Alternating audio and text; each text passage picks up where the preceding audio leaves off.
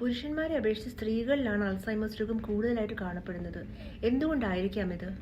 ഇതിന് കൃത്യമായുള്ള കാരണം ഇതുവരെയും പൂർണ്ണമായിട്ടും മനസ്സിലാക്കുവാൻ സാധിച്ചിട്ടില്ല. പക്ഷേ പല പഠനങ്ങളും ഇതിന് കാരണമായേക്കാവുന്ന ചില ഫാക്ടേഴ്സിനെ പറ്റി പറയുന്നുണ്ട്. അതിലൊന്നാമത്തത്, സ്ത്രീകൾ പുരുഷന്മാരെ അപേക്ഷിച്ച് കുറച്ചു കാലം കൂടുതൽ ജീവിച്ചിരിക്കും.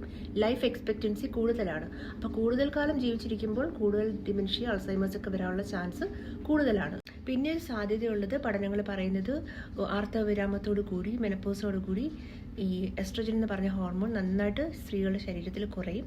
അപ്പോൾ ഈ എസ്ട്രോജൻ എന്ന് പറഞ്ഞ ഹോർമോൺ നമ്മുടെ ബ്രെയിൻ ഹെൽത്തിനെ വളരെ പ്രൊട്ടക്റ്റ് ചെയ്യുന്ന ഒരു ഫാക്ടറാണ്. അപ്പോൾ അതിൻ്റെ അളവ് കുറയുമ്പോൾ അത് അൾസൈമേഴ്സ് വരാനുള്ള സാധ്യത കൂട്ടുന്നു. മറ്റൊരു കാരണം പറയുന്നത്, സ്ത്രീകൾക്ക് പുരുഷന്മാരെ അപേക്ഷിച്ച് ഇമ്മ്യൂണിറ്റി പവർ, രോഗപ്രതിരോധ ശേഷി കൂടുതലാണ്. അപ്പോൾ അതിൻ്റെ ഭാഗമായിട്ട് തലച്ചോറിൽ ചിലപ്പോൾ ഈ അമലോയിഡ് പ്ലാക്സ് എന്ന് പറയുന്ന ആ പ്രോട്ടീൻ ഡെപ്പോസിറ്റ് കുറച്ച് കൂടുതൽ വരാൻ സാധ്യതയുണ്ട്. ആ ഡെപ്പോസിറ്റ്സ് ആണ് അൾസൈമേഴ്സ് രോഗം വരാനുള്ള ഒരു പ്രധാനപ്പെട്ട കാര്യം. മറ്റൊരു സാധ്യതയുള്ളതെന്ന് വെച്ചാൽ ജനിതകമാണ്. അപ്പോൾ ഈ 4 എന്നൊരു ജീൻ ഘടകം ഉണ്ടെന്നുണ്ടെങ്കിൽ അൾസൈമേഴ്സ് വരാനുള്ള സാധ്യത കൂടുതലായിട്ട് കാണപ്പെടുന്നു.